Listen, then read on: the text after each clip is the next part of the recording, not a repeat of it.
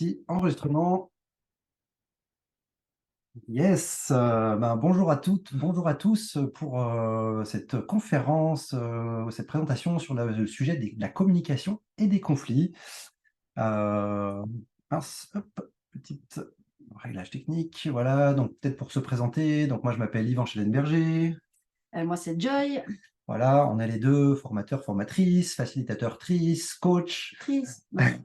coach trice, non ça marche pas.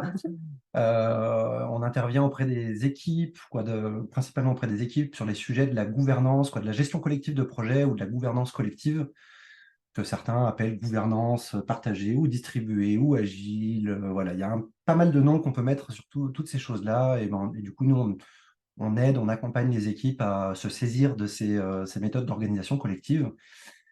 Et du coup, potentiellement, le sujet de la communication et des conflits fait aussi partie des enjeux qu'on peut avoir dans les collectifs. Donc, sujet qui est vraiment en lien pour nous. Au niveau du programme de cette conférence, donc les horaires 12h15, 13h45. Donc la présentation est captée en vidéo. Elle sera fournie en replay, en rediffusion aux personnes qui se sont inscrites sur la conférence et puis aussi aux personnes qui avaient participé à la levée de fonds sur le MOOC qu'on avait donné. Et puis, on a une partie de présentation dans un premier temps, et puis sur la fin, on aura un temps de questions et d'échanges sur ce que vous avez envie par rapport à cette thématique. L'objectif de la conférence pour nous, c'est de partager quelques pistes pour prévenir et résoudre constructivement les conflits. On a mis quelques, parce que le sujet de la communication et des conflits pour les humains, pour nous, c'est vraiment un vaste sujet. Et c'est pas une heure de présentation qui vont suffire à avoir toutes les clés pour qu'il n'y en ait plus ou qu'on arrive systématiquement à les prévenir et à les résoudre constructivement. Donc c'est plutôt d'augmenter les chances que ça se passe bien. Et puis, du coup, l'idée, c'est aussi de vous permettre de percevoir des grilles de lecture que nous, on utilise beaucoup, des concepts et potentiellement des processus qui sont soutenants sur ces sujets-là. On vous invite à noter vos remarques et questions justement pour le deuxième temps. Donc au fur et à mesure de la présentation, de ne pas hésiter à prendre un petit peu des notes pour pouvoir y revenir sur la deuxième partie. Donc voilà. Merci. Pourquoi ça ne remarche pas? Parce que tu as cliqué ailleurs. Ah, mince. Pour introduire un petit peu le sujet, donc Yvan l'a déjà dit, c'est un très vaste sujet. Nous, notre axe, en fait, sur les enjeux de la communication, on a vraiment les enjeux qui sont en lien avec l'équipe et puis aussi qui sont en lien avec nous qui nous sommes et puis nos relations avec les autres. Au niveau de l'équipe, la communication, elle peut vraiment aider à fédérer l'équipe, à construire aussi, à nourrir en fait la confiance mutuelle qu'on peut se faire au niveau de l'équipe. Et puis, ça peut aussi nous permettre de prendre des décisions de manière plus pertinente, aussi grâce à certains processus. Mais voilà, d'avoir une communication qui est la plus claire possible, la plus clean, entre guillemets, possible. Voilà. Puis au niveau de l'individu, les enjeux de la communication, ça a un impact en fait sur nos qualités, la qualité relationnelle qu'on a de nous à nous, mais aussi avec nos relations. Potentiellement, ça permet en fait de réduire les conflits justement en les prévenant. Et puis, quand on arrive dans le conflit, parce que c'est quelque chose qui va nous arriver de toute façon, là, il n'y a pas de mystère, il n'y a pas de recette miracle pour vivre absolument sans conflit, ou alors naître Bouddha, voilà. Et puis, ça va venir aussi nous aider pour sortir des situations délicates. Et puis, au niveau de l'humanité, ça va permettre de globalement cultiver la paix de manière un petit peu plus universelle, telle qu'on pourrait le rêver. Nous, très souvent, quand on arrive, quand on accompagne des équipes, en fait, on a tout un processus qui vient nourrir cette notion de communication, de prévention et puis de résolution des conflits. Et on voit qu'en fait, c'est tout un chemin et que la première étape, c'est la prévention des conflits. Donc, il y a déjà tout un tas de choses qu'on va pouvoir mettre en place pour limiter au maximum que les conflits émergent et puis aussi de savoir quoi faire une fois qu'ils vont émerger. Donc là, il y a déjà tout un tas de choses qu'on va pouvoir mettre en place et on reviendra en fait sur ces différents éléments au cours de la conférence. La deuxième étape, c'est de reconnaître le conflit. Et là aussi, on verra comment on peut reconnaître facilement une tension ou un conflit interpersonnel. Oui. Bah, par exemple, c'est que vous vous endormez avec cette pensée et puis vous vous réveillez avec cette même pensée ou cette même problématique. Et ben, ça peut donner un signe assez fort que vous êtes déjà dans quelque chose qui pourrait être résolu. Et ensuite, on va sur de la résolution directe, discuter directement entre les deux personnes qui sont en conflit. Une résolution soutenue, donc on va aller demander de l'aide à l'extérieur, parce que des moments, eh ben, on arrive dans des impasses, et ça arrive à tout le monde, et à nous aussi. Et à nous aussi. Et puis si la résolution soutenue, que le conflit ne trouve pas d'issue au niveau de la médiation, eh ben, on va aller sur la suite de ces étapes, en fait, c'est les exclusions et potentiellement, on peut aller jusqu'au juridique. Ces deux étapes, on ne les abordera pas dans cette conférence, puisque l'idée, c'est de prévenir et de résoudre constructivement les conflits. Donc, on va rester sur ces 4 premières étapes. Yes, alors du coup, au niveau de la prévention des conflits, déjà, qu'est-ce qu'on peut faire? On peut sensibiliser sur un état d'esprit. Suivant l'état d'esprit qu'on a les uns et les autres, ça peut participer à faire que ça se passe mieux. Il y a aussi des attitudes qui aident à ce que ça se passe mieux. Il y a des types de communication qui aident à ce que ça se passe mieux. L'état d'esprit, je prends un exemple. Par exemple, la notion, on y viendra. Ah oui, j'y viens juste après. Ok. Il y a le fait aussi dans les groupes, que ça soit un groupe, que ça soit un couple ou autre, parce qu'en fait, déjà, un couple, en fait, on est un groupe. On peut s'accorder sur nos intentions communes, nos valeurs communes. C'est ce que nous, on appelle un cadre intentionnel, dans lequel on peut trouver qu'est-ce qu'on fait ensemble dans le faire, pourquoi ça a du sens de faire ça ensemble, quelles sont nos valeurs et nos principes fondamentaux, est-ce qu'on a une vision du monde qui est importante pour nous à partager. Donc on peut s'accorder sur un certain nombre d'éléments, et si dès le début on s'accorde là-dessus, c'est quelque chose qui peut nous aider comment dire, le risque de ne pas le faire, en fait, c'est qu'à un moment, on risque d'avoir des tensions et de ne pas avoir de points d'appui qui nous fédèrent, sur lequel on est d'accord, et des points d'appui qui peuvent être vraiment utiles sur la résolution du conflit. Et un autre cadre qui peut être bien utile, c'est ce que nous, on appelle un cadre d'équipe, où on va définir potentiellement des types de comportements qui sont indispensables, qui sont à favoriser, qui sont à éviter ou qui sont inacceptables dans notre manière d'être en relation ou notre manière de collaborer. Donc si on s'accorde sur nos intentions et sur ces types de comportements, c'est un point d'appui qui peut nous servir à prévenir les conflits, mais aussi qui peut nous aider par la suite, s'il y avait des conflits, à soutenir la résolution. Dans les choses qui peuvent prévenir les conflits, il y a aussi des méthodes de gouvernance ou de gestion de projet. Et typiquement, la gouvernance partagée, distribuée, par exemple sur des modèles comme sociocratie ou holacratie, par exemple, il y a d'autres méthodologies comme celles que nous qu'on propose, mais qui sont nourries de ces méthodes-là. Elles ont le potentiel qu'en groupe, on traite régulièrement les besoins, les différents besoins qu'il y a pour gérer ce qu'on gère ensemble, nos projets. Et à partir du moment où on traite nos besoins en continu, il y a moins de tensions, il y a moins de choses qui s'accumulent et qui sont non dites, non traitées. Et du coup, ça réduit le potentiel qu'à un moment, ça tourne, ça tourne au conflit. Donc la méthodologie d'organisation collective peut vraiment nous aider à prévenir. Il peut y avoir un enjeu qui est important aussi, c'est la sélection des membres qui aide à prévenir les conflits. Et en fait, au sein d'un groupe, de faire rentrer des personnes qui sont compatibles avec nos intentions. Donc là, à nouveau, le cadre intentionnel et le cadre d'équipe peuvent être des éléments qui sont utiles quand on fait rentrer des personnes au sein de notre collectif, pour choisir des personnes qui sont compatibles avec ces intentions, avec ces valeurs, avec des types de comportements qui sont souhaitables ou non souhaitables. Et le risque de ne pas le faire, c'est de se retrouver avec des personnes où en fait, c'est incompatible et on s'en rend compte trop tard. Et une fois que la personne est rentrée, il ne nous reste plus que de la résolution de conflits directs, de la résolution de conflits soutenus, voire de l'exclusion, voire du juridique. Et il y a passablement de groupes qui se retrouvent des fois dans des situations compliquées et qui n'ont pas forcément mis en place de processus de régulation en amont, et qu'on fait rentrer des personnes qui ne vont pas. Et après, vraiment, c'est des choses qui méritent de soigner. Comment on fait rentrer les personnes, et s'il y avait des conflits, d'avoir un système de résolution de conflits en place. Autre chose qui peut aider à prévenir, c'est de faire de la formation pour les membres. On peut avoir de la formation typiquement sur l'état d'esprit, sur les attitudes qui font que ça fonctionne mieux, sur la manière de communiquer qui fait que ça fonctionne mieux, sur ce qu'il ne faudrait pas faire en communication parce que ça a tendance à nourrir le conflit, des formations sur les méthodes de gouvernance. Donc typiquement, ce genre d'éléments peuvent aider à nouveau à la prévention. Et puis, on peut demander aux membres au sein du collectif de s'engager à accueillir le conflit et à chercher à le traverser constructivement. Donc, il y a un engagement formel. Oui, si à un moment il y avait un conflit au sein du collectif, je m'engage à l'accueillir du mieux possible et à chercher à le traverser constructivement. Voilà, donc il y a un engagement formel. Pour revenir sur l'état d'esprit,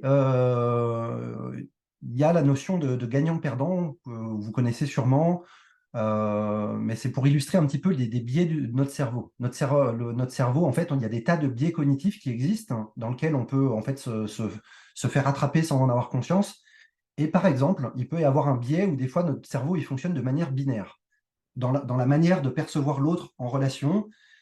Et on peut avoir, le cerveau peut nous faire croire qu'à un moment, soit je gagne et l'autre perd, soit c'est l'autre qui gagne et c'est moi qui perds. Donc c'est très binaire, c'est très simplifié. Et en fait, pour vrai, on peut créer une matrice avec deux axes. Un axe sur lequel je gagne ou je perds, tu gagnes ou tu perds. Et du coup, ça nous crée quatre possibilités plutôt que deux. C'est pas juste gagnant-perdant ou perdant-gagnant. On le retrouve effectivement, ça fait deux des cases.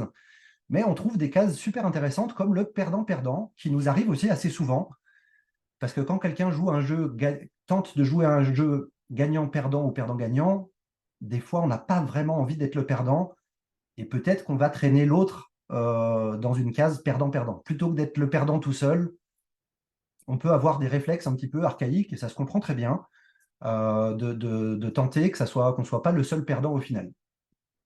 Donc nous, sur l'état d'esprit, on va inviter les personnes à penser, à s'engager à être dans une logique gagnant-gagnant. Et en même temps, il y a des endroits où on n'y arrive pas toujours. Donc c'est un vœu pieux.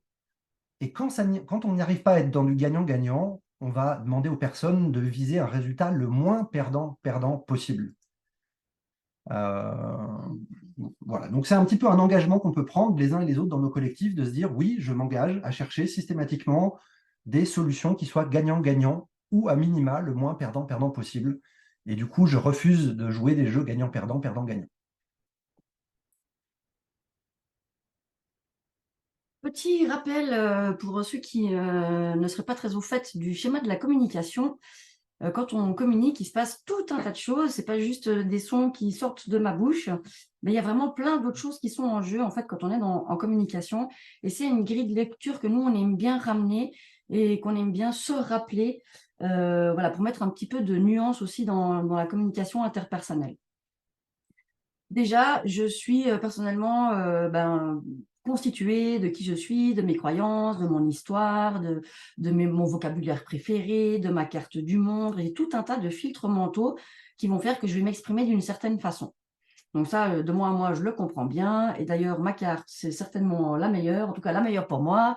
Et voilà. Mais de me rappeler en fait que moi j'ai ma carte et que l'autre a aussi sa carte, bah, quelque part, ça peut déjà ouvrir un tout petit peu la perspective sur la communication. Donc moi, quand je vais voilà, faire passer un message, bah, la personne va recevoir le message qui va être en fait traité au travers de tous ses filtres mentaux, aussi avec ses croyances, qui elle est, sa carte du monde, etc. Puis ça va générer des choses à l'intérieur d'elle, soit par analyse, soit par émotion. Voilà, donc il y aura une boucle de rétroaction interne qui va permettre à la personne de faire un feedback. Et puis, ce qui se passe encore, c'est que le message, et ça, vous le savez peut-être, je n'ai pas les chiffres, je ne mettrai pas ma main à couper sur le pourcentage, mais le message, il passe par plusieurs biais. Et finalement, le verbal, c'est une petite partie du message, parce qu'on a aussi tout ce qui est du non-verbal et du paraverbal. Le non-verbal, ça va être mon attitude, si je suis, voilà, si je fronce les sourcils, si j'ai les bras croisés, si je suis en posture de retrait. Et puis le paraverbal, ça va être mon ton, la rapidité, les intonations, si je suis vraiment super énervée. Voilà. Et ça, en fait, ça vient vraiment en fait rajouter en fait des nuances aussi au message. Donc là, ben, ça a l'air d'être voilà, d'être tout simple quand on fait de la communication, mais en fait, ça fait déjà rentrer en jeu un certain nombre d'éléments qui sont à se rappeler en fait quand on est en communication avec quelqu'un. Et puis, il y a une citation que j'aime bien de Bernard Werber, qui illustre un petit peu aussi ce schéma de la communication. C'est entre ce que je pense et ce que je veux dire, déjà là, il y a un monde. Entre ce que je veux dire et ce que je crois dire, il peut aussi y avoir quelques petites différences. Entre ce que je crois dire et ce que je dis, ce que toi tu veux entendre, ou ce que vous voulez entendre, ce que vous entendez vraiment, ce que vous croyez en comprendre, ce que vous voulez en comprendre, et puis ce que vous en comprenez, ben en fait, ça fait vraiment tout un tas, en tout cas 9 possibilités de ne pas se comprendre. Et ça illustre bien aussi tous ces filtres. Et on verra que, je ne sais pas si on le dit un petit peu plus loin, mais ça peut être intéressant de poser des questions et puis de s'assurer qu'on a bien compris quel était le message de l'autre.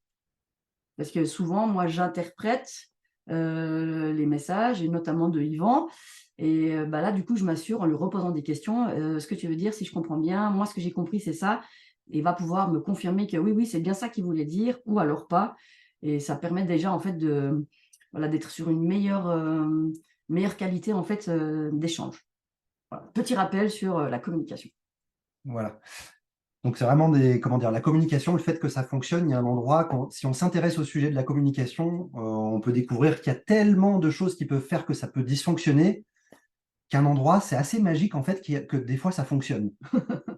Voilà. Donc, il y a des endroits où on communique avec des personnes et ça marche bien, mais voilà, il y a énormément, énormément de choses qui peuvent faire que ça ne fonctionne pas et qui peuvent être source de tension inutilement, simplement parce qu'on ne se comprend pas. Euh, comment dire, une grille de lecture qui peut être intéressante aussi par rapport à la communication. Alors, c'est une grille de lecture qui, sauf erreur, est assez connue. Le triangle dramatique, souvent appelé triangle de Karpman, avec les jeux psychologiques qu'on retrouve. Et du coup, c'est des jeux dans lesquels les personnes, on peut se retrouver à des moments en posture de victime. Oh, il m'arrive ça, c'est pas ma faute, et c'est tellement injuste, et puis voilà, un peu plaintif et tout ça, et je peux rien y faire. Et puis potentiellement, il y a des personnes dans nos interactions qui vont jouer des rôles en relation avec ce rôle de victime, peut-être de persécuteur ou de sauveur. Donc souvent, la victime se sent victime parce qu'elle se sent persécutée par quelqu'un, ce qui peut être vrai ou pas. Et voilà, il y a des personnes qui peuvent avoir une attitude vraiment, une posture haute. Moi, je sais, toi, tu comprends rien, je vais t'expliquer, il faut faire comme ça, directive et tout ça, quelque chose qui peut être vraiment dur. Donc ça, c'est quelque chose qui a tendance à activer chez les autres personnes, à être plutôt dans du victime ou dans du sauveur. Les personnes qui sont plutôt en côté sauveur ont tendance à essayer d'aider les autres, même si on leur a rien demandé. Donc c'est gentil, fondamentalement, c'est cool, on veut aider les autres, ça ressemble à une super bonne intention, mais il y a plein d'endroits où c'est très dysfonctionnel. Et du coup, l'idée, ça serait de sortir de ces jeux du mieux que nous pouvons les uns et les autres pour aller vers quelque chose où plutôt que d'être persécuteur, je peux être affirmé et affirmer des choses qui sont importantes pour moi, qui sont mes limites, affirmer mon point de vue sans forcément être jugeant et cassant. Euh, je peux être vulnérable et il y a des choses qui me touchent, qui ne sont pas faciles pour moi, mais sans que je sois une victime qui ne peut rien y faire. Je peux être soutenant, mais sans être quelqu'un qui va sauver et faire de l'ingérence. Je peux être soutenant en demandant, mais est-ce que tu aurais besoin d'aide par rapport à ça? Et la personne a la responsabilité de choisir, de dire oui, j'aimerais bien de l'aide, effectivement, mais elle peut aussi dire non. Ok, et si elle ne veut pas être aidée, eh bien, je range mon sauveur, je range mon côté soutenant, et ça appartient à la personne d'accepter ou non d'avoir du soutien ou de choisir quel type de soutien elle voudrait. Voilà, donc une invitation un petit peu à soigner nos attitudes, à sortir de ces triangles dramatiques de Karpman et aller vers des attitudes qui sont dites adultes. Donc c'est un concept qui vient de l'analyse transactionnelle, où des fois on voit des côtés qui sont parents, enfants, donc persécuteur-sauveur, c'est plutôt un côté parent, victime, c'est plutôt un côté enfant, et on cherche à être dans des relations adulte à adulte. Et quand je dis adulte à adulte, c'est quelque chose qui fonctionne malgré tout avec des enfants. Les enfants peuvent être bien plus matures que ce qu'on pourrait croire. Euh, ouais, je veux bien. Autre grille de lecture qui peut être intéressante, c'est les trois attitudes de communication. Attitude passive de communication, attitude agressive ou attitude assertive. Je précise ce qu'on entend par l'assertivité. Dans l'assertivité, c'est prendre soin de mes besoins et de ceux de l'autre. Je ne m'oublie pas et je n'oublie pas l'autre. Donc, dans la communication passive, on peut évaluer un peu ces 3 formes de communication selon, en tout cas, 4 critères. Est-ce que ça me permet de respecter mes propres besoins? Est-ce que ça permet de respecter les besoins de l'autre? Est-ce que ça a tendance à nourrir la qualité de la relation? Est-ce que ça a tendance à nourrir l'estime de moi? Dans la communication passive, ben souvent, en fait, c'est plutôt fuyant. J'ai tendance à souvent négliger mes besoins et à plutôt favoriser les besoins de l'autre. Dans le passif, des fois, on fait un petit peu de lissage social. On veut pas qu'il y ait de conflit, on veut pas qu'il y ait de tension. Et du coup, quand il se passe des choses, je me tais, je dis pas mes besoins, et puis j'achète la paix. Ça, c'est Thomas d'Assembourg, il appelle ça acheter la paix. Euh, alors, au niveau de la qualité de la relation, à court terme, ça peut aider. En fait, ben oui, je suis gentil, je fais pas de vagues.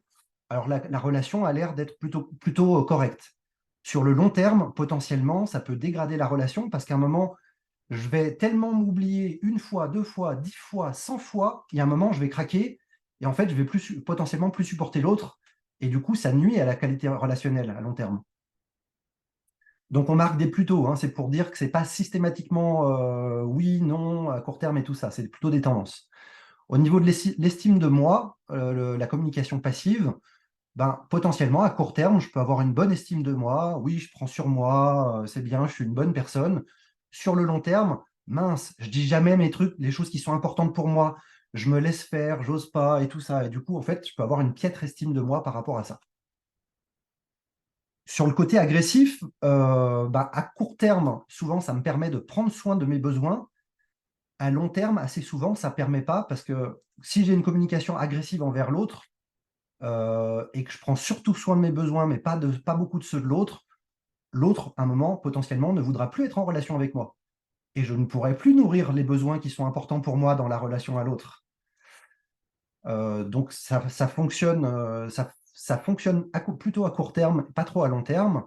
Au niveau de la qualité de la relation, ben, à nouveau, plutôt non, c'est pas ce qui marche le mieux.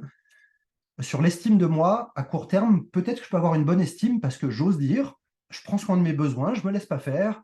Et puis sur le long terme, ben, je peux avoir une mauvaise estime de moi parce qu'en fait, ben, je suis un peu dur avec les autres, j'arrive pas suffisamment à les prendre en compte, je me retrouve régulièrement avec des relations qui se dégradent, c'est pas top. Voilà, je suis pas forcément une bonne personne.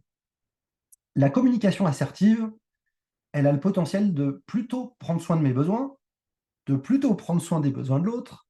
Elle a le potentiel d'avoir plutôt une qualité relationnelle et l'estime de soi peut être plutôt bonne. Donc, ce qui ressort à travers ces 3 grilles, quoi, avec ces 3 niveaux de communication, c'est qu'il n'y en a aucune qui est parfaite déjà. Et ça, des fois, c'est un peu une illusion. On pourrait croire qu'en fait, il y a sûrement une manière de communiquer qui est parfaite et qui fera que ça marchera à tous les coups. Désolé, statistiquement, ce n'est pas le cas.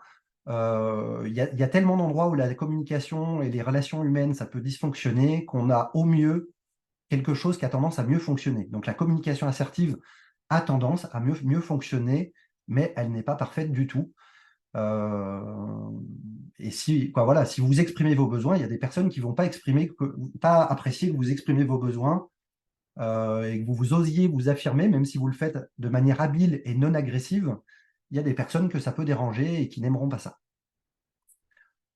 Et puis, il y avait une citation que j'aimais bien faire un lien avec une citation de Gandhi qui disait comment dire, à la passivité préférer la violence et à la violence préférer la non-violence. Et si on met ça en parallèle avec ces 3 formes de communication, le passif, c'est presque le pire. Vous ne donnez pas d'informations à l'autre pour qu'il s'ajuste dans la relation avec vous-même. Et du coup, il vaudrait mieux être agressif, quoi, affirmer ses besoins, quelque chose qui pourrait être mal perçu, plutôt que d'être passif. Mais à l'agressivité, préférer la non-violence et l'assertivité, quelque part, c'est une tentative d'essayer d'exprimer de manière non violente, d'exprimer et de prendre soin des besoins de soi, des besoins de l'autre. Tu voulais compléter? Oui, j'aimais bien, moi, pour m'en souvenir, c'est vaut mieux mal dire que rien dire et vaut mieux bien dire que mal dire. Mais pour moi, ça a été important de me rendre compte que valait mieux mal m'exprimer, mais de m'exprimer quand même, même si l'idée à terme, c'est de s'exprimer de la manière la plus habile possible. Donc voilà, ça a été une grosse prise de conscience pour moi de reconnaître que ne pas dire, c'est ce qu'il y a de pire. Yes, merci. Un autre schéma qu'on trouve intéressant, c'est le côté du fait qu'en fait, quand il y a de la communication, donc je reçois un message verbal, paraverbal, comment c'était quoi le dernier? Non, quoi, verbal, non verbal, paraverbal. Je reçois des choses à travers mes différents canaux, mes yeux, mes oreilles, typiquement. Et ça, c'est des stimuli. C'est quelque chose qui rentre dans mon système de perception. Et assez souvent, la communication, elle a tendance à se faire un petit peu de manière automatique. Je ne réfléchis pas à ce qui rentre, à ma manière de traiter l'information et comment je choisis de répondre. Souvent, on fonctionne en mode pilote automatique. Et dans le pilote automatique, on retrouve assez souvent des types de communication passifs, agressifs, assez souvent, alors que l'assertivité, à un moment, elle nous demande de conscientiser un peu plus ce qui se joue en nous, en fait. Quand je reçois des informations visuelles, auditives, sur ce que la personne communique, donc les stimuli rentrent, et à un moment, ça demande de prendre le temps, donc de ralentir. Waouh, qu'est-ce qui se passe? Ok, qu'est-ce que j'entends? Qu'est-ce que je vois? Qu'est-ce que ça me fait comme émotion à l'intérieur? Donc j'observe. Qu'est-ce que ça me crée comme tendance? J'ai envie d'argumenter, de faire des choses et tout ça. Ok, est-ce que c'est ça qui fonctionne le mieux? Et à un moment, de choisir une stratégie de réponse. Euh, ah, ah, voilà, on a assez géré. Donc, de choisir la réponse plutôt que d'avoir une réaction automatique. Donc, voilà. Donc, ça, c'est un petite grille de lecture aussi qu'on trouve intéressante. Et il y a une citation qui va avec ça de Viktor Emil Frankl. Entre le stimuli et la réponse, il y a un espace. Dans cet espace se trouve le pouvoir de choisir notre réponse. Dans notre réponse se trouve notre croissance et notre liberté. Donc c'est un espace, souvent, quand on commence à essayer de cultiver de la conscience dans nos choix de comportement, au début, c'est pas forcément super facile, mais ça se cultive. Ça se cultive, et plus on le cultive, plus il y a de l'espace entre ce qui rentre en nous et comment on se comporte envers les autres par rapport à ce qu'on a capté.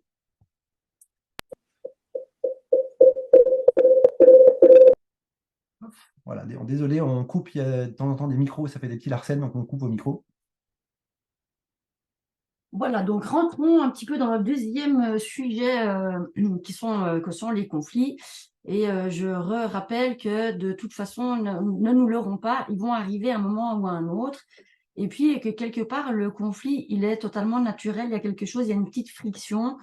Et quelque part, c'est un endroit, en fait, ça nous permet aussi de grandir, mais on y revient sauf erreur après.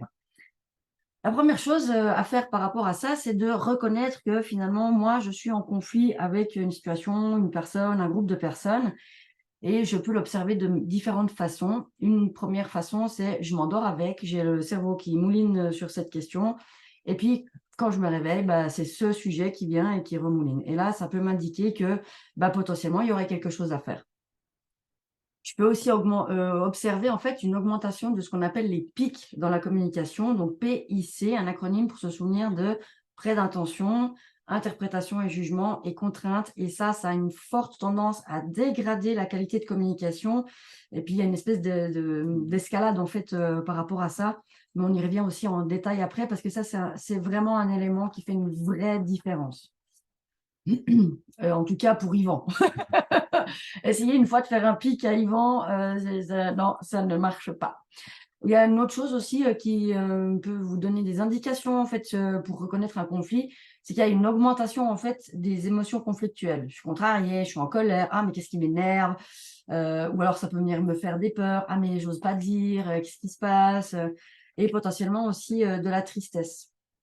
Sachant que là, bah, au niveau des émotions, il y a aussi quelque chose qui est intéressant, c'est de voir qu'on peut recycler en fait certaines émotions si on s'interdit. Par exemple, la colère, je peux la recycler en tristesse et du coup, je suis très, très triste. Mais en fait, l'émotion qui a besoin d'être entendue et puis qui a une information à me faire passer, bah, en fait, ça serait plutôt de la colère. Donc là, si vous voyez l'augmentation des pics dans la communication, l'augmentation des émotions, que vous vous endormez et que vous vous réveillez avec, eh ben, c'est le signe qu'il est temps de faire quelque chose, sachant que on peut toujours essayer de mettre les trucs sous le tapis, ça ne marche pas. Et que finalement, de se rappeler aussi que de ne pas dire, ben, potentiellement, ça ne peut que faire empirer la situation à court, moyen ou à long terme. Donc finalement, et là aussi, on revient en fait sur les attitudes et l'état d'esprit personnel, c'est de se trouver le courage finalement, en tout cas je parle pour moi, de trouver le courage de pouvoir exprimer ce qui ne me convient pas ou ce que j'aimerais plutôt ou ce genre de choses. Au niveau des besoins et des conflits, nous, on les divise en fait en 3, qu'on appelle le JTE, juridique, technique et émotionnel. C'est 3 niveaux de conflits qu'on peut observer entre humains. On peut avoir, et en fait, il y a, on appelle conflit les 3. Oui, c'est ça. Il y a pas, des fois une confusion entre le fait d'appeler conflit. Des fois, les conflits ont une dimension, une portée principalement juridique. Des fois, ils ont une dimension principalement technique et des fois une dimension principalement émotionnelle. Et on appelle conflit l'ensemble de tout ça. Et en même temps, souvent, quand il n'y a que la dimension émotionnelle, ça s'appelle conflit Conflit aussi. aussi, c'est ça. Ce qui nous aide pas en termes de vocabulaire à bien faire la distinction entre quelque chose qui est principalement juridique, principalement technique, principalement émotionnel. Ou l'ensemble des 3. On peut se rendre compte que finalement, nos besoins ou nos conflits qui sont de l'ordre juridique, ben, faut qu'on se mette d'accord sur des règles de fonctionnement et l'émotionnel n'est pas forcément pris là-dedans. Et puis, on se met juste d'accord sur la hauteur de la haie qu'on va tailler entre nous et chez le voisin. Finalement, ça, c'est un désaccord et on peut finalement assez rapidement trouver des accords suivant comment on s'y prend. Il y a la deuxième dimension qui est la dimension technique des besoins.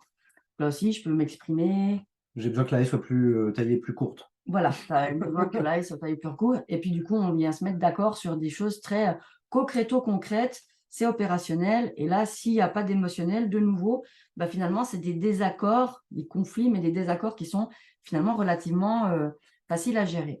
Et puis, ben, on a la troisième dimension, qui est la dimension émotionnelle, qui va venir toucher nos affects, l'affectif qu'on a à l'intérieur de nous. Et ça, ben, potentiellement, ça vient vraiment, ça peut prendre des proportions en fait beaucoup plus importantes que les 2 premières dimensions. Si vous vous rendez compte que dans un conflit, la dimension émotionnelle est présente, on va toujours commencer par traiter en priorité cet élément-là, cette dimension-là, parce que tant que les émotions ne sont pas apaisées, ça ne sert à rien de parler des besoins et puis des quelques règles qu'il faudrait qu'on se mette, sur lesquelles on devrait se mettre d'accord pour que notre interaction fonctionne bien.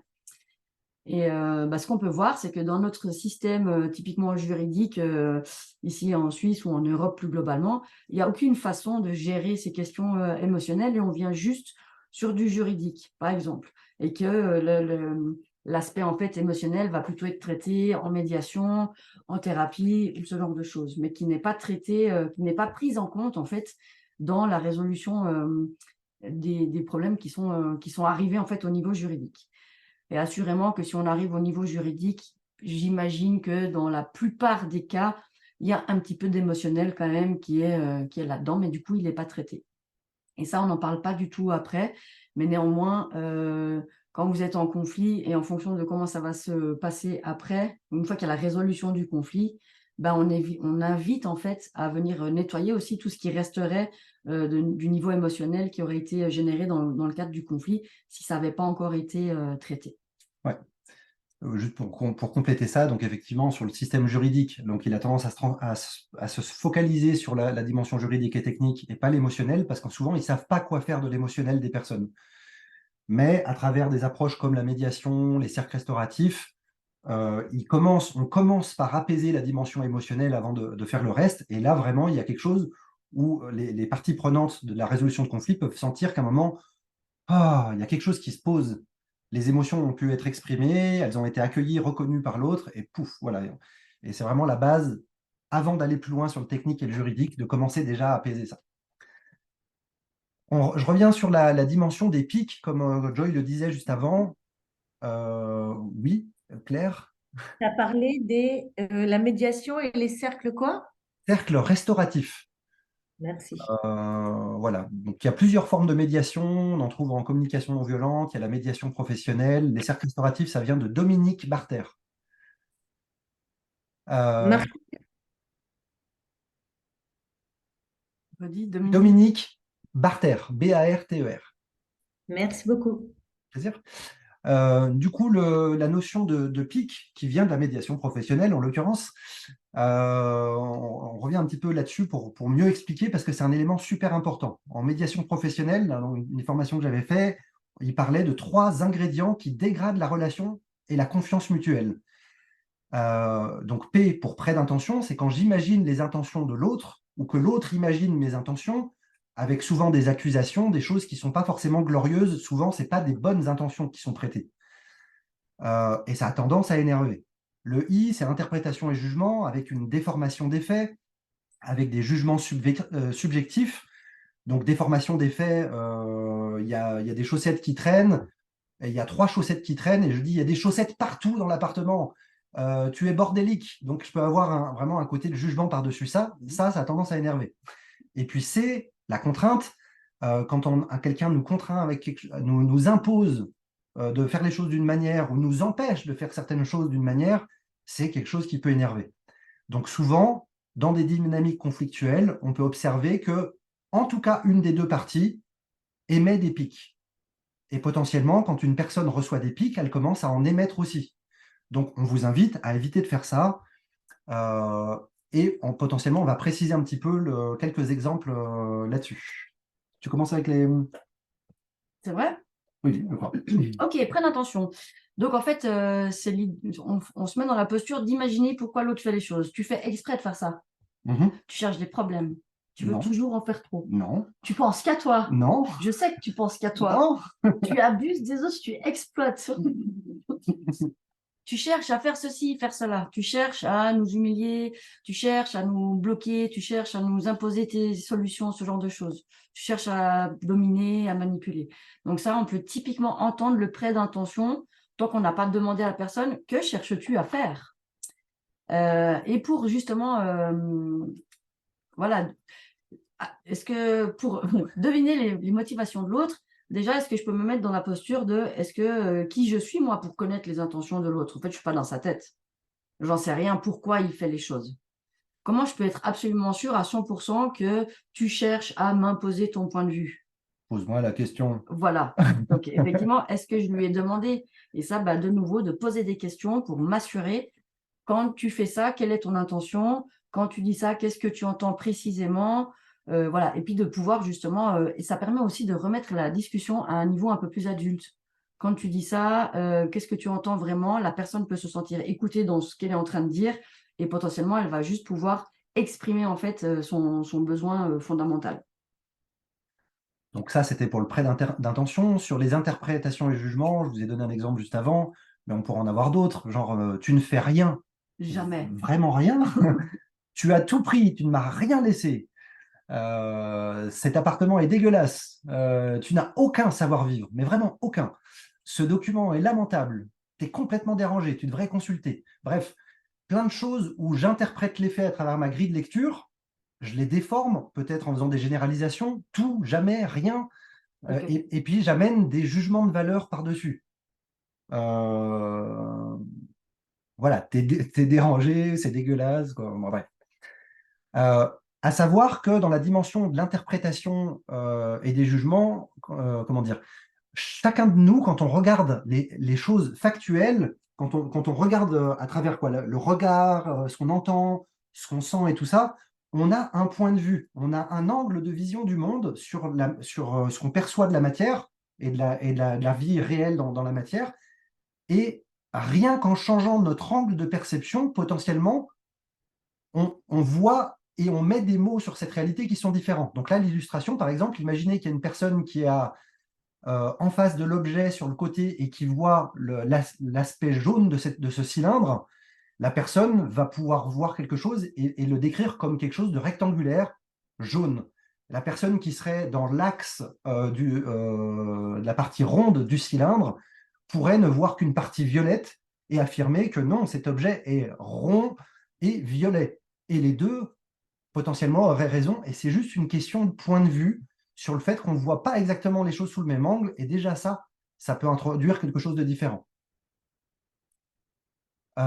Du coup, au niveau de l'interprétation et des jugements, il s'agirait d'éviter de déformer les faits, d'éviter de déformer les conséquences des faits, d'éviter de porter des appréciations jugeantes sur l'autre. Est-ce que je suis sûr à 100% de ce que je perçois? ou de ce que je me souviens avoir perçu. Parce qu'après, il y a aussi toute la dimension de la mémoire et de comment notre mémoire, en fait, mémorise un petit peu comme elle veut. C'est pas forcément quelque chose de très fiable. Donc, ça nous est arrivé, nous, dans plusieurs situations où on essaye de se remémorer un dialogue qui a peut-être dérapé. Et puis, quand on essaye de reconstituer les faits, on n'arrive pas à être d'accord sur les faits. Donc, potentiellement, c'est des différences de perception. Des fois, c'est des biais potentiellement mnésiques, des biais de la mémoire. Est-ce que je suis ouvert au doute sur ma perception, sur ma mémoire aussi? Est-ce que je peux entendre qu'il y ait d'autres points de vue sur la situation factuelle et réelle? Est-ce que j'arrive à adopter le point de vue de l'autre et à me dire que peut-être lui est sur l'axe d'un cylindre et qu'il voit un rond violet alors que moi, je vois un rectangle jaune? Donc voilà, des petites questions qu'on peut se poser pour essayer de s'assurer, est-ce que factuellement, on perçoit la même chose? Et puis enfin, la contrainte, donc le C de pique, fais attention sinon. Sinon quoi? Sinon, il m'est arrivé des bricoles, ou sinon je vais, ou sinon, voilà. Je vais t'en mettre une si tu ne ranges pas le bois. Mmh. Hein. Je te donnerai ceci si tu me donnes cela. Donc là, dans la contrainte, ça peut être assez subtil, les enjeux de manipulation pour obtenir ce qu'on veut de l'autre. Et en fait, voilà, on se retrouve dans une situation où on est plutôt, si on reprend le triangle, on est plutôt en mode persécuteur. J'impose en fait, en forçant l'autre en fait à faire comme je veux ou comme je veux qu'il ne le fasse pas. Voilà, donc c'est soit en le forçant, soit en l'empêchant de faire quelque chose. Fais pas ça, tu vas te faire mal. D'accord. Et là, pour aller explorer un petit peu cette contrainte, est-ce que j'ai cherché une solution gagnant-gagnant? Est-ce que j'ai pris la peine de m'assurer avec l'autre que ma préférence, ce que j'aimerais contraindre sur l'autre, finalement, comment lui il peut l'entendre? Peut-être que finalement, il ne le prend même pas comme une contrainte parce que c'était aussi sa bonne idée. Et voilà, ça fait changer en fait les rapports de force. Est-ce que je suis aussi ouvert aux propositions de l'autre? Est-ce qu'on peut trouver des alternatives en fait qui conviennent? Et puis finalement, est-ce que moi aussi je peux lâcher en fait mes propositions, mes demandes, toujours dans l'idée d'aller sur une relation gagnant-gagnant, des solutions gagnant-gagnant pour nourrir quelque chose qui a une chance de perdurer en fait dans le long terme. Et là, typiquement, la gouvernance partagée distribuée va venir aussi avec ces notions de préférence, tolérance. Est-ce que je peux lâcher mes préférences pour venir sur plus de tolérance, pour trouver en fait des espaces communs où on est d'accord en fait de fonctionner ensemble, même si moi en fait j'aurais préféré faire les choses un petit peu différemment, mais finalement le plus important c'est que ces choses-là elles soient faites. Donc, quelques présupposés qui peuvent aider aussi, c'est, Joy l'a déjà exprimé tout à l'heure, pour nous, le conflit est naturel. Et souvent, il y a les personnes, en fait, on aimerait qu'il n'y ait pas de conflit. Mais à un moment, c'est quelque chose qui fondamentalement émergera à un endroit ou à un autre, ne serait-ce que par des incompréhensions, des bugs. On essaye de bien faire, même en étant super bien intentionné envers nous-mêmes et envers l'autre. Il y a des endroits, il y a des incompréhensions, il y a des maladresses, il y a des choses qui se passent qui font que ça dysfonctionne. Et du coup, l'enjeu, il est plus de savoir comment le traverser que de vouloir absolument l'éviter. Si on arrive à nourrir au sein d'une relation ou d'un collectif notre capacité à traverser les conflits constructivement, on peut gagner en confiance que quand ça arrive, on arrive à rester constructif, qu'on arrive à rester gagnant-gagnant. Et potentiellement, du coup, quand il y a des conflits qui apparaissent, quelque chose qui peut aider à apaiser les conflits, c'est 3 formes de reconnaissance qu'on peut mettre en lien avec les pics. Donc, par exemple, pour le prêt d'intention, on peut reconnaître la bonne intention. Et en fait, cette reconnaissance de la bonne intention, c'est que, a priori, chaque humain est à minima bien intentionné pour lui-même. Donc, chacun de nous, on essaye que ça se passe bien au moins pour nous. On n'est pas forcément dans une intention de nuire. Et je pense que dans la grande majorité des situations conflictuelles, des fois, on pourrait imaginer que les intentions de l'autre, c'est de nous nuire, alors qu'en fait, la personne essaye surtout que ça se passe bien pour elle. Donc, son intention, c'est que ça se passe bien pour elle et pas de nuire, fondamentalement. Il peut y en avoir, mais ça, je pense que c'est un autre sujet. Ensuite, de reconnaître la légitimité des points de vue. Donc, on perçoit les choses de manière différente et du coup, de pouvoir se connecter au fait que chacun perçoit cette réalité de manière différente, de manière objective ou de manière subjective. par exemple, je vois 3 chaussettes par terre, et moi, je m'en fous, mais l'autre personne voit 3 chaussettes par terre, et elle, c'est dur pour elle, c'est insupportable, ça lui fait des émotions, hein, quoi, voilà, c'est intense. Ok, c'est ton point de vue, c'est ta manière de vivre cette réalité-là. Et ça t'appartient. Et c'est ta réalité. Donc, je reconnais que dans ta réalité, ces 3 chaussettes produisent tout ça dans ta manière de le percevoir. Donc, d'amener de la reconnaissance sur ce que l'autre vit, ça peut vraiment amener de l'apaisement. Et puis, ce qui peut amener de l'apaisement aussi, c'est la maladresse. Et ça, c'est plus à mettre aussi en lien avec la contrainte. C'est que des fois, dans nos situations qui sont un petit peu tendues, comment dire, on peut se sentir avoir été contraint, obligé ou limité à quelque chose, mais que souvent, c'est pas quelque chose que l'autre à nouveau a fait exprès, mais que c'est arrivé, c'est un peu des dommages collatéraux. Je me suis pas rendu compte, voilà, je cherchais pas à nuire, j'ai essayé de faire des choses qui sont plutôt bien pour moi, et il s'avère qu'effectivement, ça a été difficile pour toi. Désolé, c'était maladroit, je ne voulais pas produire cet effet-là. Et de pouvoir reconnaître en fait sa propre maladresse. Et elles arrivent à plein d'endroits. Donc voilà, 3 formes de reconnaissance qui peuvent amener de l'apaisement dans des situations conflictuelles, et souvent aussi qui peuvent amener de l'apaisement par rapport au pic. Cool, merci. On voulait revenir un tout petit peu aussi sur les fonctions des émotions, puisque souvent elles sont là en fait quand on est en conflit. Et il y a les 4 grandes émotions, peur, joie, colère et tristesse, mais on imagine bien que la joie, en l'occurrence, elle n'est pas souvent là dans les conflits. Donc on va surtout venir voir peur, colère et tristesse. La peur, en fait, toutes ces émotions sont très utiles. Et puis, il y a aussi une chose à savoir, c'est que les émotions, en fait, si on ne s'identifie pas à l'émotion et qu'on observe l'émotion passer, en fait, ça dure quelques secondes. L'émotion, en fait, elle passe. Alors, je vois que moi, dans certaines situations, les émotions, elles passent pas super vite et que finalement, je peux observer que je m'identifie à l'émotion, que oui, mais en fait, je trouve ça vraiment tout à fait insupportable et je nourris en fait l'émotion telle qu'elle est. Mais finalement, en étant détaché des émotions, en les observant simplement et en allant capter qu'est-ce qu'elles ont à nous dire, et ben finalement, ça nous redonne de l'espace pour choisir en fait notre action suite aux stimuli, puis pas d'être en réaction. Donc, il y a un petit décalé. En fait, je ressens mon émotion, je vais essayer de venir voir en fait qu'est-ce qu'elle me raconte. Et elles sont toutes très utiles. La peur, en fait, elle nous protège. Face au danger ou à l'inconnu, elle protège la vie, ma vie, et ça nous rend vigilants à ne pas prendre de risques démesurés. Donc, elle protège de la mort, mais aussi de plein d'autres choses, de la souffrance, voilà. Elle est déclenchée par un danger soit actuel, réel, potentiel, ou par l'inconnu. Des fois, je peux avoir peur de je ne sais pas où aller. Et c'est une émotion qui est souvent orientée vers le futur. Je n'ai pas peur pour un truc qui s'est passé il y a 4 jours. Ça, c'est bon, c'est passé. Ça ne va pas être de la peur. J'aurai d'autres choses peut-être en lien avec une émotion passée, mais vraisemblablement, ce ne sera pas de la peur. Et ce qu'elle vient nous inviter à faire, c'est de répondre en fait à un besoin de sécurité. Donc ça aussi, ça peut donner des pistes sur comment je vais aller communiquer en fonction des émotions que je vis à l'intérieur dans le cadre d'un conflit.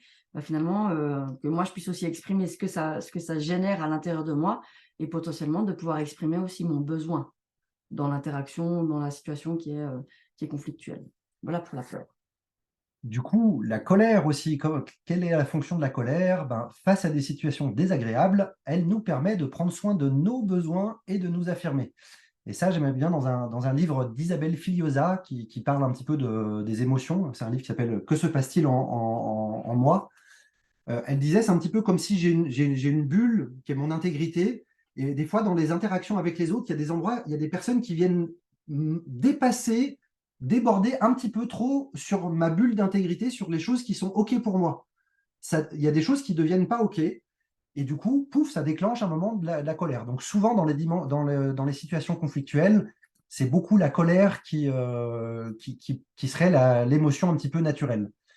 Donc elle nous indique une tension à résoudre. Donc il s'agirait que j'aille parler à l'autre personne et puis qu'on tente de traiter cette situation qui, à minima, me pose problème, parce que ça se trouve, la situation ne pose pas du tout de problème à l'autre. C'est quelque chose qui est souvent déclenché par une frustration actuelle ou une menace. Elle est souvent vraiment dans le présent, dans quelque chose qui se passe maintenant. Après, voilà, on peut la trouver sur le passé aussi, mais c'est un peu plus souvent sur le présent. Et souvent, ça demande d'obtenir un changement. Il y a quelque chose qui ne me va pas et qui devrait changer pour que ça m'aille à nouveau. Donc voilà pour la colère. Et puis enfin, la tristesse, face à quelque chose de désagréable, ça nous invite aussi à accueillir ce qui ne peut pas être changé. Par exemple, dans le cas d'un deuil ou qui s'est déclenché par une perte ou une déception, et ou aussi de trouver l'énergie de changer ce qui peut l'être. Et c'est de faire la distinction entre les deux. Et là aussi, il y a une citation très célèbre de je ne sais plus qui, certainement Lao Tzu, ou Marc Aurèle, ou on ne sait plus, on pourra la mettre sous la vidéo, qui dit, je la mettrai sous la vidéo. On l'a plus. C'est ça, on l'a plus. Donne-moi la force de changer ce qui peut l'être, la sagesse d'accepter ce qui ne peut pas l'être. Non, Oui, l'acceptation de ne pas changer ce qui ne peut pas l'être, et puis la sagesse de faire la différence entre les deux. Et la tristesse, ça vient aussi résonner avec ces éléments-là. Ça prépare aussi à repartir. Donc, ça peut être déclenché par une perte, une déception. C'est souvent orienté vers le passé. Et puis, les besoins qui peuvent être nourris en lien avec la tristesse, c'est soit de faire un deuil, ou alors de changer ce qui est appelé à changer parce que cela ne vous convient plus et que potentiellement ça vous rend triste. Voilà, du coup, pour revenir un petit peu sur le côté du conflit, ça c'est aussi une grille de lecture qui vient de la médiation professionnelle, c'est de pouvoir observer qu'en fait, déjà en nous-mêmes, quand dans les situations conflictuelles, on peut observer 3 formes de conflits différents en nous-mêmes. Des fois, on peut avoir de la rancune envers l'autre, on est fâché contre l'autre, on est en colère contre l'autre par rapport à ce qu'il nous a fait vivre. Que ça soit basé sur des choses factuelles ou des choses subjectives, émotionnelles, peu importe, mais voilà, il y a une colère envers l'autre. On peut avoir de la rancœur contre soi et s'en vouloir de ne pas avoir su faire mieux. Ah, je me retrouve dans cette situation, mais j'aurais tellement dû dire, et puis là, j'aurais dû ne pas dire, et puis ci, et puis ça. En fait, je m'en veux de ma manière d'avoir géré les choses. Et puis, je peux avoir aussi des remords de mon comportement envers l'autre. Et j'ai monté le ton, je lui ai parlé, en plus je lui ai cassé ça, je lui ai pris, tac, et en fait c'est quelque chose qui a eu des conséquences sur sa vie, qui lui a pris 3 heures à rattraper, ou pire, et je peux avoir du coup toutes ces formes de conflits à l'intérieur de moi. À savoir que quand on, comment dire, la dimension des conflits, il peut y avoir des enjeux d'être aussi au clair de nous à nous sur le fait, est-ce que j'arrive à exprimer mes besoins ou pas? Et que souvent, le fait par exemple, d'être en colère, euh, si je dois demander à l'autre de s'ajuster envers moi, il serait important que je puisse lui exprimer aussi quels sont les besoins qui sont importants pour moi. Et que souvent, en fait, quand mes besoins sont nourris, je suis content. Quand mes besoins ne sont pas nourris, souvent, je ne suis pas content. Et du coup, ça peut m'agacer, m'énerver. Voilà, on peut avoir plein d'intensités de colère différentes. Et du coup, dans les besoins que je peux avoir à exprimer envers l'autre, certains besoins sont purement physiologiques. J'ai besoin de manger, j'ai besoin de dormir, j'ai besoin de choses comme ça. Des fois, c'est des besoins qui sont plus en lien avec les besoins de sécurité, des besoins d'appartenance, des besoins d'estime de moi, des besoins de réalisation de moi ou de dépassement de moi. Donc ça, c'est inspiré de la pyramide des besoins de Abraham Maslow. Mais du coup, c'est un élément qui peut être important, c'est que dans la communication avec l'autre, voilà, est-ce que je suis au clair sur mes propres besoins qui sont nourris ou pas nourris, et comment justement je peux exprimer ces besoins à l'autre et puis tenter de trouver une manière que ces besoins soient nourris au final. Et puis, autre élément qui peut être intéressant en lien avec les émotions, c'est 4 pièges émotionnels assez classiques, quoi qu'on peut observer. Il y en a un déjà qui s'appelle la collection de timbres. Souvent, dans les dynamiques relationnelles conflictuelles, il s'est passé des choses qui ont mal fonctionné. Et puis, il se passe une petite chose une fois, c'est pas grave, je dis pas, ça paraît tellement anodin, je dis pas. 2 fois, 3 fois, 4 fois, 5 fois, 10 fois, 100 fois, 1000 fois, quoi, peu importe le nombre, il y a un moment, je vais craquer. Et des toutes petites choses qui semblaient anodines, au bout d'un moment, j'en peux plus. Et là, à nouveau, je crois que Thomas Dansembourg, il dit, avec la collection de timbres, à un moment, soit j'explose, soit j'implose. Et quand j'explose, des fois, ça explose auprès de la personne avec qui pose qui m'a le plus embêté là-dessus, mais des fois, ce n'est pas toujours le cas. C'est quelqu'un d'autre. C'est plein de petites choses dans ma vie qui m'ont agacé. À un moment, je sature de choses qui m'agacent et une personne met la goutte de trop et elle se prend tout mon sac de trucs qui ne va pas, toute ma colère et ma contrariété, et c'est elle qui gagne le paquet cadeau. Donc ça, c'est le côté explosé. Le côté implosé, ben, potentiellement, je peux passer par des déprimes, des moments où je suis complètement KO. J'explose pas vers l'extérieur, mais ça m'attaque, ça me détruit moi. Voilà. Donc ça, c'est plutôt la collection de timbres. Donc éviter de collectionner les timbres, essayez de dire les choses au fur et à mesure, le plus possible. Et de temps en temps, si vous avez des collections de timbres, ben, de pouvoir le dire aussi à l'autre, mince, je suis désolé, je crois que j'ai fait une collection de timbres, j'aurais besoin de vider un petit peu. Est-ce qu'on peut en parler? Un autre phénomène qu'on peut observer avec les émotions, c'est l'effet élastique, euh, où une personne va avoir une réaction complètement démesurée, et cette personne, ça peut être moi-même, une réaction complètement démesurée par rapport à un sujet. Donc, quelque chose qui pourrait m'énerver un petit peu, au lieu que ça m'énerve un petit peu, ça me met dans une colère totale. Et du coup, c'est complètement excessif potentiellement par rapport à la situation. Et ça, souvent, c'est en lien avec nos histoires. Dans nos histoires de vie, il nous est arrivé des choses qui font qu'il y a certains sujets, certaines situations qui ne passent plus parce que ça a été des endroits de souffrance dans notre vie. Et du coup, on surréagit par rapport souvent à des histoires du passé. Donc ça arrive, et ça peut expliquer des fois le fait que des personnes s'emballent complètement sur quelque chose.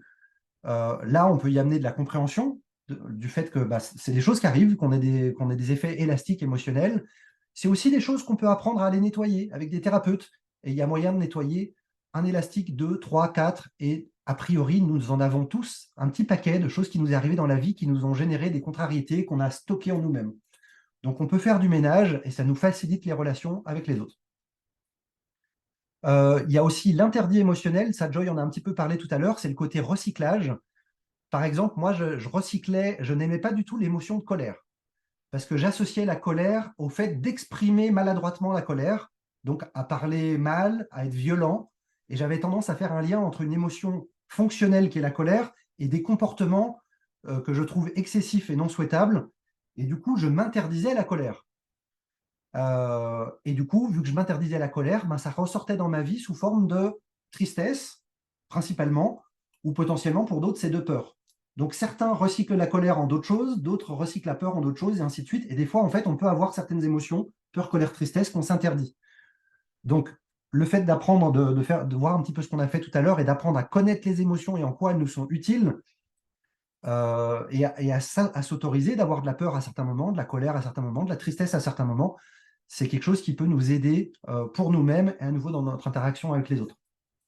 Et le petit dernier, c'est l'accusation émotionnelle. Ça serait à éviter. C'est de faire porter la responsabilité à l'autre des émotions que nous vivons. Je suis super en colère parce que tu m'abandonnes. Et en fait, ok, c'est le truc que je vis à l'intérieur de moi, c'est à cause de toi. Alors qu'en réalité, les émotions, c'est dans notre manière de percevoir. C'est à travers nos filtres de perception. Dans le schéma que montrait Joy en début de la conférence, c'est ma manière d'interpréter la situation qui fait que je le vis de cette manière. Alors oui, l'autre fait des choses, mais ce n'est pas à lui de porter la responsabilité de ce que ça me fait vivre. Donc à un moment, c'est de devenir adulte et responsable que mon affect, mon vécu, c'est le mien. Il est peut-être déclenché par des choses de l'autre, mais c'est moi qui porte la responsabilité qu'à un moment, ça me génère de la peur, ça me génère de la colère, ça me génère de la tristesse. Ok, du coup, on peut aussi voir différentes façons de réagir dans la communication. Donc, on est en dehors du côté assertif de la force et on peut voir, on peut observer en fait ces types de réactions dans la nature. C'est fight, flight, freeze. Donc, soit on se bat, soit on fuit, soit on s'immobilise. Et ça, c'est des réactions naturelles automatiques qui sont certainement liées avec notre cerveau reptilien de survie en fait. Et puis là, c'est des réactions qu'on peut observer dans la communication de lutte. Donc, on va contre-attaquer, on va se justifier, on va argumenter. Le deuxième, c'est la fuite. On va faire non, non, mais en fait, j'ai plus envie d'en parler. Ou alors, des gens vont carrément quitter la salle. Donc, ils vont fuir physiquement. Ou alors, ils partent dans leur imaginaire et puis finalement, ils participent plus non plus à la discussion qui est là. Puis la troisième, qui sont toutes les trois relativement dysfonctionnelles, c'est l'immobilisme. C'est je suis choquée de ce que tu me dis et là, en fait, je suis ni plus capable ni de lutter ni de fuir. Je deviens figée, en fait, dans la relation, dans la communication. Et voilà, ça, c'est trois types de réactions qu'on peut voir dans la communication. Et idéalement, on va venir cultiver justement d'autres façons d'interagir avec ce côté adulte, j'exprime mes besoins, etc. Et puis, on voit que finalement, ces trois types de réactions vont nourrir en fait un terrain conflictuel et puis l'escalade en fait du conflit. Vous vous souvenez peut-être du petit problème au début de journée qui s'est transformé en cataclysme interplanétaire d'ici la fin de la journée, sans exagérer évidemment. Et là, on peut voir différents éléments qui font qu'effectivement, il y a une escalade en fait du conflit. Par exemple, la surenchère. Déjà, on n'était pas d'accord au départ sur un premier point. Et en fait, je vais dire, non, mais en fait, tu pourrais faire ci, faire ça. Non, je veux pas. Ouais, mais en fait, tu fais jamais rien. Et puis, c'est toujours pareil. Et voilà, il y a une Et toi, tu pourrais faire des efforts aussi. Ouais. Voilà, il y a aussi la surenchère en mode ping-pong. Ok, tu me demandes un truc, mais finalement, je te le renvoie. Il y a la litanie qui peut être très exaspérante quelque part. C'est de rabâcher tout le temps la même chose. Oui, mais j'aimerais, est-ce que tu pourrais faire ça? Ça m'arrangerait. Et la personne en face, voilà, cherche du gagnant-gagnant. Oui, mais en fait, j'aimerais que tu fasses ça. Est-ce que tu pourrais le faire? Oui, mais bon, est-ce qu'on pourrait voir un point de vue d'ailleurs? Oui, non, mais en fait, j'aimerais que tu fasses ça. Est-ce que tu pourrais le faire? Voilà, il y a une sorte de ritournelle, en fait, qui va finalement potentiellement générer de l'agacement, en fait, sur le vis-à-vis. Et puis, le retrait. Ou c'est sur de la fuite à nouveau. Voilà, donc ah non, mais finalement, je veux plus en parler. Voilà, on s'était mis d'accord qu'on allait traiter la problématique, nanana, et puis finalement, je coupe l'herbe sous les pieds à mon vis-à-vis en disant non, mais finalement, ça va, je gère, je veux plus qu'on en parle. Et en fait, on entend, et même quand moi je le dis maintenant, j'entends que dans mon ton, c'est pas du tout réglé. Non, non, mais c'est bon, je veux plus qu'on en parle, je vais régler ça autrement avec. D'ailleurs, je vais le régler avec quelqu'un d'autre parce que ça va être plus facile. Et voilà, et ça empêche en fait la résolution du conflit de part et d'autre. Ça, c'est pour l'escalade conflictuelle. Et puis, le terrain conflictuel, qu'est-ce qui va nourrir en fait ce terrain conflictuel? C'est prendre les choses pour soi. Voilà, finalement, l'autre vient exprimer un besoin et que finalement, je le prends pour moi comme une critique, comme quelque chose dont je vais me saisir, alors que ce n'était pas du tout l'objet, potentiellement pas du tout l'objet de la personne en face. Et moi, j'ai plutôt tendance aujourd'hui à me dire, quand je prends les choses pour moi, c'est plutôt un indicateur que là, je pourrais aller voir pourquoi je prends les choses sur moi, sur telle thématique, et venir creuser ça de moi à moi. Et puis, il y a l'entêtement. Je reste centré sur ma solution. Il y a une solution à cette situation sur laquelle on est en conflit et c'est ma solution qui est la bonne, c'est ma solution qui est la bonne, c'est ma solution qui est la bonne et j'ouvre aucune autre perspective à trouver d'autres solutions. Ok. Et puis le troisième, c'est le fatalisme fonctionnel, c'est d'avoir cet état d'esprit de mais en fait, de toute façon, on peut rien y faire, voilà, c'est comme ça. Et puis finalement, ça empêche en fait de trouver une solution parce que c'est comme ça. Il y a une espèce de fatalisme par rapport à ça. Voilà, donc les éléments en fait qui viennent nourrir aussi le conflit. Et de nouveau, c'est des indicateurs pour vous. Si vous voyez qu'il y a ces éléments qui sont là dans la communication, ça peut vous allumer des petits warnings sur le tableau de bord. Ah, là, ça prend peut-être pas forcément tout de suite la bonne direction. Voilà. Donc des choses à éviter de faire soi-même déjà. Ça aide. Du coup, on revient un petit peu sur le schéma. Vous aviez vu au tout début, on vous a présenté, il y avait le côté prévenir les conflits, détecter les conflits, et puis du coup, dans notre schéma, l'étape suivante, c'était la résolution directe. Donc souvent, nous, on encourage les personnes au sein des équipes, si elles détectent qu'il y a un conflit, c'est d'aller le traiter directement avec l'autre partie prenante, sans avoir besoin d'interpeller quelqu'un d'autre. Et ça, c'est des choses qui peuvent aller, somme toute, assez vite. Ça peut prendre une dizaine de minutes, 20 minutes. Ça peut prendre du temps aussi. Des fois, il faut 1 heure, il faut 2 heures pour pouvoir aborder ensemble un sujet qui posait un problème. Donc là, on propose des petits processus pour aider à traverser ça, à travers de poser des questions à l'autre, de faire des reformulations pour s'assurer que j'ai bien compris ce que l'autre exprime, de demander à reformuler l'autre pour qu'il s'assure de bien avoir compris ce que j'ai dit. Et puis d'utiliser une communication qu'on nous on appelle assertive. Donc, je prends soin de mes besoins et des besoins de l'autre, le côté assertif, et on l'appelle OSC. OSC, et du coup, qui est une communication assertive OSC sans pic. Donc, on va revenir sur le côté OSC tout de suite après. Mais globalement, il y a une observation objectivable des faits. Donc, tout à l'heure, par exemple, on voit un cylindre, on voit un cercle, on voit un cercle violet ou on voit un carré jaune. Donc, est-ce qu'on est d'accord qu'on peut observer sur 2 points de vue? Ça, c'est les faits objectifs. Oui, on est d'accord, ok. D'observer ce qui est aussi subjectif.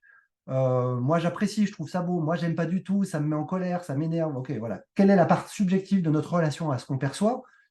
Et puis, d'être dans une recherche. Le C, c'est pour recherche de contribution gagnant-gagnant ou le moins perdant-perdant possible. Et puis, du coup, dans la manière de faire de la résolution de conflits, ça, c'est une grille de lecture qui vient aussi de la médiation professionnelle. C'est un peu 2 visions du monde, la vision en altérité et la vision en adversité.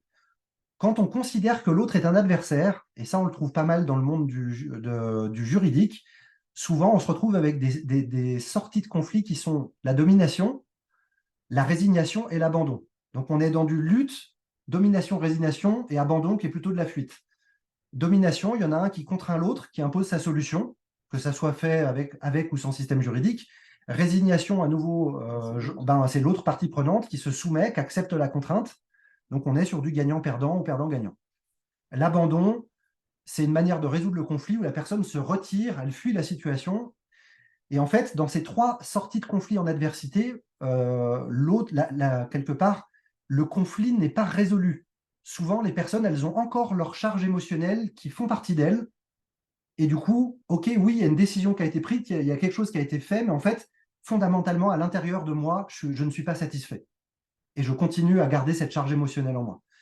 Dans la vision de l'altérité, l'idée, c'est de voir l'autre, pas comme un adversaire, mais l'autre comme un autre, mystérieux, inconnu.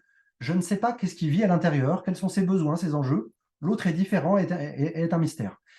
Et là, par exemple, dans la médiation ou les cercles restauratifs, on va avoir plutôt 3 types d'issues, de sorties de conflits, qui vont être la reprise, l'aménagement de la relation ou la rupture consensuelle.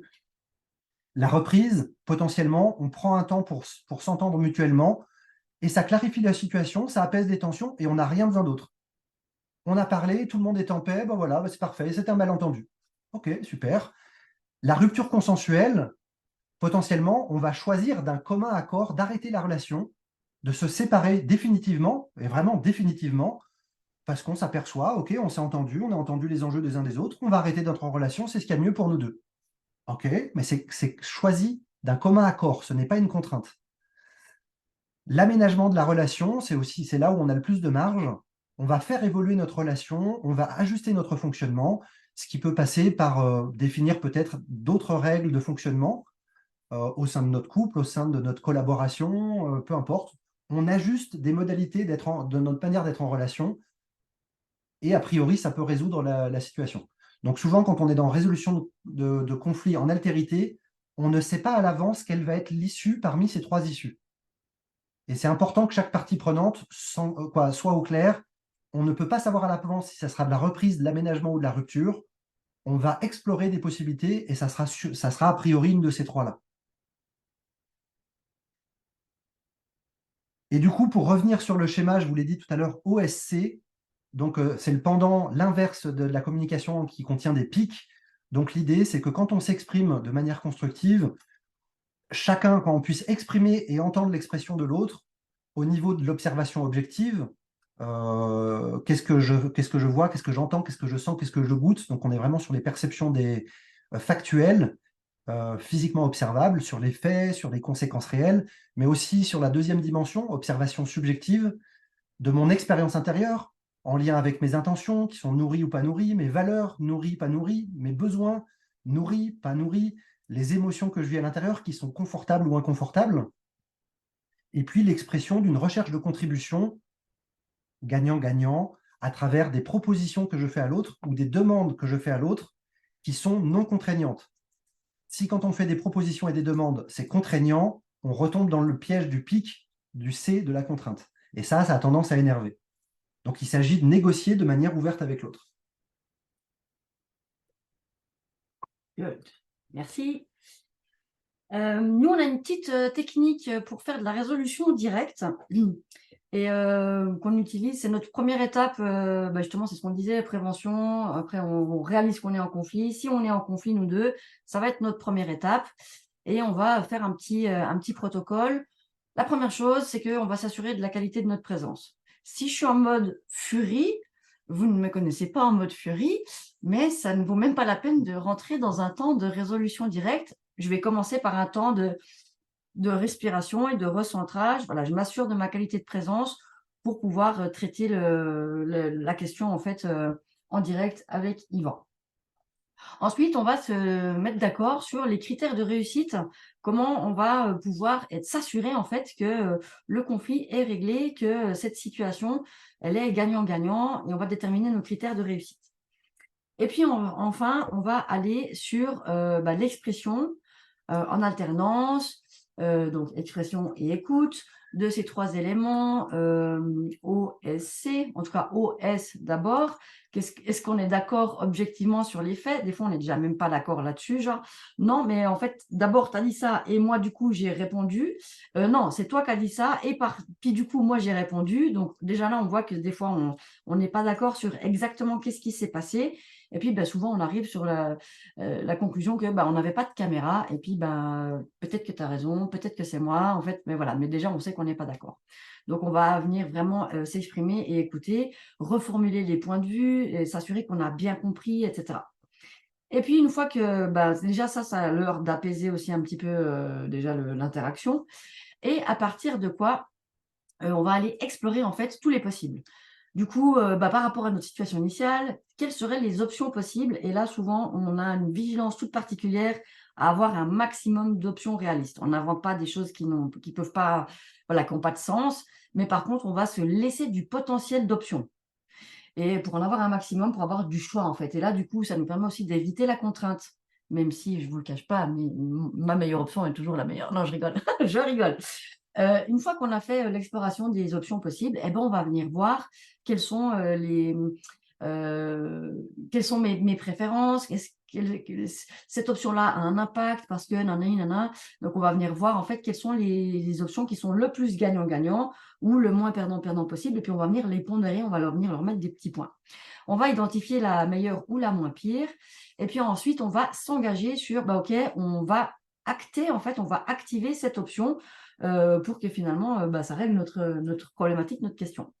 Et puis, en fonction aussi de la taille et de la problématique et du conflit, on va se donner un rendez-vous X temps plus tard. Ça peut être une semaine, un mois, ou ce qui est bon pour vous, pour refaire un point sur est-ce que ça s'est représenté, est-ce qu'on arrivait à s'améliorer, etc. Donc, on va venir vérifier que la solution qu'on a mis en place, notre option qui était la meilleure, était vraiment bonne. Et puis sinon, on va revenir chercher d'autres options pour finalement améliorer ce qui était un point de conflit potentiellement entre nous. Yes. Donc, on arrive gentiment vers la fin de la conférence. On a quelques éléments qu'on va passer un petit peu rapidement. Donc, si les personnes ne se sentent pas en capacité de faire de la résolution directe, on peut leur proposer aussi de la résolution soutenue par une tierce personne. Potentiellement, ce qui peut aussi se passer, c'est que des fois, les personnes tentent de faire une résolution directe, mais n'y arrivent pas. Et dans ce cas-là, il peut être intéressant de proposer de la résolution soutenue aussi. Qu'est-ce qu'on entend par résolution soutenue? C'est vraiment qu'il y a une tierce personne de confiance qui vienne soutenir la communication et qui vienne soutenir une communication du coup assertive, OSC, sans pic.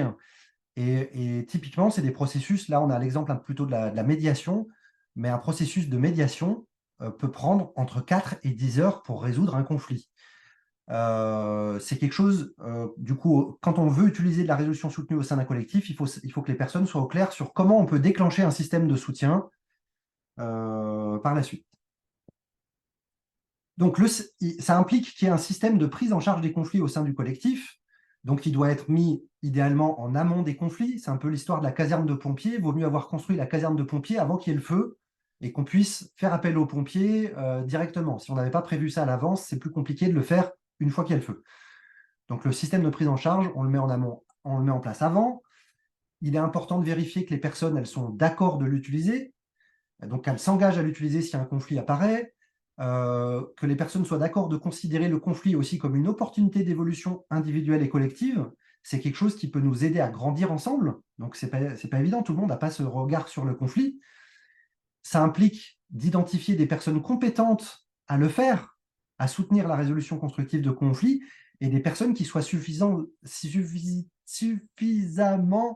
légitimées par les parties prenantes. C'est-à-dire que c'est important que les parties prenantes aient confiance en cette personne, d'être une bonne personne pour soutenir la résolution des conflits. Si vous n'avez pas confiance en cette personne, ça ne va pas le faire. Et puis, il faut que les personnes soient informées sur l'existence et le fonctionnement de ce système de prise en charge des conflits. Donc, pas mal de paramètres à mettre en place avant. Et puis, du coup, là, c'est un exemple vraiment typiquement de la médiation professionnelle, mais qui est assez proche de ce qu'on retrouve sur les cercles restauratifs.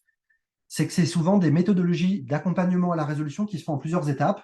Souvent, il y a des entretiens individuels avec chaque partie prenante. Donc, la personne qui accompagne le médiateur, médiatrice, va rencontrer chaque partie prenante pendant 1 à 2 heures pour faire le point avec elle, avec un certain nombre de choses à vérifier. Je ne rentre pas dans les détails, il y a pas mal d'éléments, puis ça dépend des approches. Mais voilà, en tout cas, il y a chaque partie prenante qui est rencontrée individuellement. Suite de quoi, si les personnes sont toujours d'accord de continuer le processus, ces personnes se rencontrent avec le soutien de la tierce personne, et on peut avoir de 1 à 3 séances de 2 heures pour la résolution de conflits. Et ça, on ne sait pas forcément à l'avance combien de temps ça va prendre. Et une fois que les personnes ont trouvé un accord qui permet de résoudre ce conflit, elles se sont engagées à le mettre en œuvre, à nouveau, on peut prendre un rendez-vous d'évaluation quelques semaines, quelques mois plus tard, qui peut prendre 1 à 2 heures pour vérifier que ça a bien fonctionné. Si ça a bien fonctionné, on s'arrête. Si ça a mal fonctionné, on re-rentre dans une étape de discussion, négociation, pour tenter autre chose. Parce qu'on a peut-être tenté quelque chose, mais qui ne fonctionne pas. Et du coup, la folie serait de toujours tenter la même chose en pensant avoir un résultat différent. Donc, on va tenter une nouvelle stratégie. Oui. Merci Einstein. Merci Einstein. Et puis bon, j'avais dit à l'entrée qu'on n'en parlait pas, mais c'est les 2 dernières étapes quand on est en conflit et qu'on ne trouve pas de solution gagnant-gagnant, que la résolution directe n'a pas fonctionné, que la résolution soutenue n'a pas fonctionné non plus. Et ben, dans notre processus, c'est l'étape suivante, c'est l'exclusion. Et là aussi, en fait, il y a un processus qui permet, et en fait, le processus d'exclusion peut encore avoir une bonne nouvelle, c'est qu'il n'y a pas forcément quelqu'un qui est exclu, parce que finalement, voilà, on arrive au dernier retranchement, que bah, là, en fait, ça va être des décisions claires, nettes et précises qui auront vraisemblablement plus de retour en arrière. C'est l'avant-dernier recours, l'exclusion. Et dans ce processus, c'est voilà, qui demande l'exclusion de qui, puis il y a un processus pour écouter toutes les parties, pour s'assurer que tout a été mis en place, pour pas exclure non plus quelqu'un à la légère. Donc voilà, mais théoriquement, si on est conscient en fait de toutes ces étapes, que le collectif ou le collectif de 2 là s'est mis d'accord sur toutes ces étapes, finalement, idéalement, on ne devrait jamais arriver là. Et que s'il y a des personnes en fait qui se sentent plus en cohérence avec l'organisation ou quoi, il y a aussi des départs volontaires qui peuvent tout à fait s'observer. Et on n'est pas forcément dans quelque chose de conflictuel quand finalement je me rends compte que je vais aller faire des choses ailleurs. Donc là, il y a un processus d'exclusion, mais on ne va pas trop revenir là-dessus. L'idée, c'est aussi de pouvoir prendre quelques questions. Ouais. Tu veux dire encore quelque chose là-dessus? Mais juste une chose, c'est que si vous voulez regarder le processus d'exclusion que nous, sur lequel on avait réfléchi, vous pouvez retrouver ça dans notre documentation. Donc, au-delà de ce qu'on a présenté sur la conférence, vous pouvez télécharger sur le centre ressources ou des documentations complètes où il y a des illustrations clés qu'on vous a présentées, puis il y a des précisions sur le processus d'exclusion, notamment, avec des explications. OK. Et puis, dernier recours, du coup, le juridique. Et il peut arriver que des fois, on n'arrive pas à faire résolution directe, on n'arrive pas à faire soutenue, on n'arrive pas, l'exclusion ne marche pas. Et il y a des endroits, si avec les personnes, c'est tellement dysfonctionnel qu'on en arrive là, des fois, on est obligé d'en arriver là. Voilà. Pour nous, c'est le dernier recours. Donc, on aura tendance à essayer plein d'autres choses avant. Mais à savoir que c'est des choses qui peuvent arriver et des fois, il y a besoin parce que des personnes font dysfonctionner notre collectif et complètement nuire au fait que ça fonctionne ou nuire à ses membres. Donc, des fois, il s'agit d'en arriver là, exclusion ou juridique. Donc voilà, on a bouclé la boucle.